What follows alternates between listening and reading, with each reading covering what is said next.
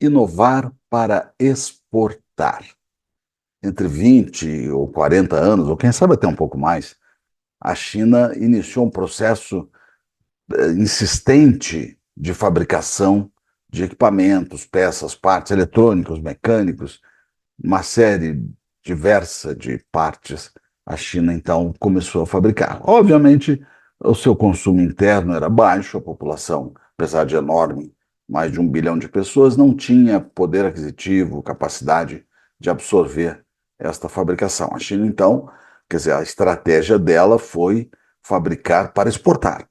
Exportava praticamente tudo e o consumo era mundial, né? Estados Unidos, Europa, América Latina, e ela foi aumentando sua participação, lá com seus subsídios, suas políticas industriais, a questão do Estado comandando, etc., com várias, mas ela foi adquirindo uma participação no mercado mundial impressionante, exportando.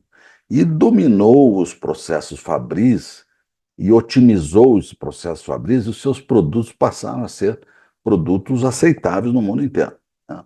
E o seu market share no mundo, né, desses produtos todos, equipamentos e tudo, passou a ser gigantesco, né? Então, esse foi o primeiro momento da China, né?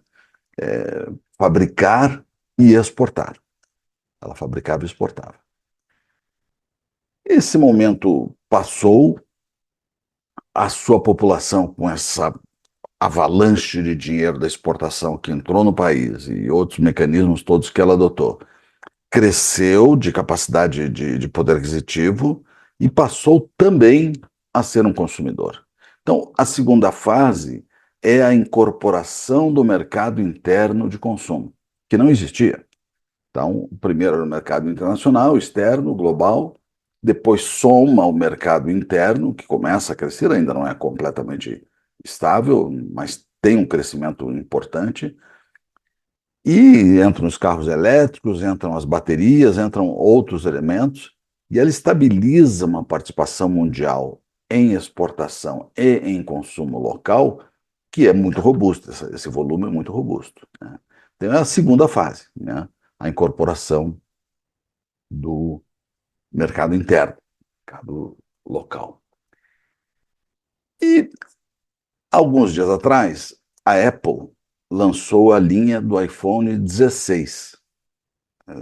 E, obviamente, a Apple é a Apple e sempre traz novidades importantes, mas aparentemente dessa vez não houve uma evolução muito significativa. Há muita crítica sobre isso, mas lembre-se que a Apple é a Apple. E no dia seguinte, Huawei lançou um telefone, um celular, um smartphone, trifold, três partes que se abrem, vira um tablet, fecha, vira um celular. Com vários elementos importantes de bateria boa, tela fantástica, etc, etc. Uma disrupção, né?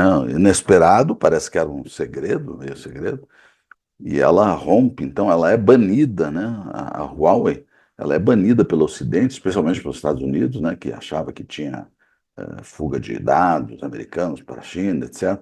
E baniu a Huawei, inclusive com consequências mundiais, né? O 5G, etc. Bom, o fato é que no dia seguinte que a Apple lança a linha 16, a Huawei vem com esse trifold, né? E que é um espetáculo, é um negócio, uma disrupção tecnológica, né? E a gente poderia chamar que essa é a terceira fase, a fase da inovação disruptiva, a liderança na inovação, né? Essa liderança na inovação não acontece do nada. Ela acontece de um volume estável e sobre ativo da fabricação, né?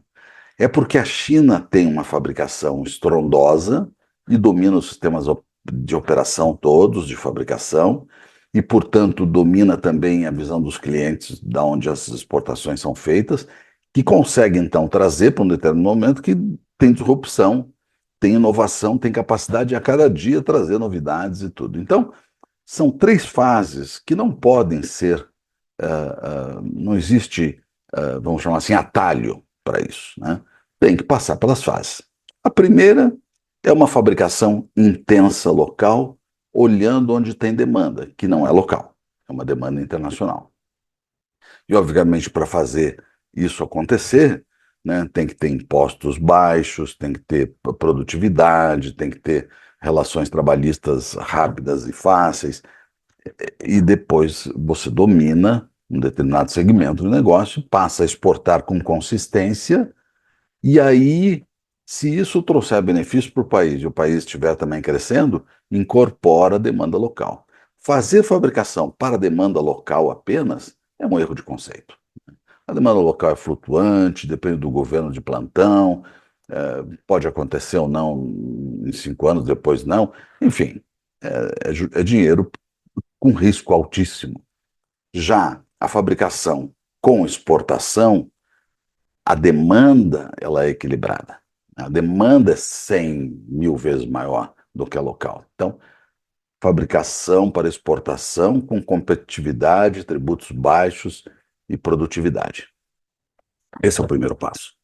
O segundo passo é, se o país estiver crescendo e absorvendo, incorporar, que bom, não, o consumo local. E aí a população se beneficia disso também, e aí aumenta ainda mais, né, esse domínio da fabricação. Segundo passo. E o terceiro, que é consequência, né, é essa inovação consistente, uma inovação que joga para a fabricação logo exatamente após a inovação. Porque inovar sem ter esta fábrica, né, esse pátio de utilização, né, é muito complicado. Então, fabricação para exportação, fabricação para consumo interno somado e inovação com um parque fabril que sustente a evolução. Inovar para exportar. Obrigado.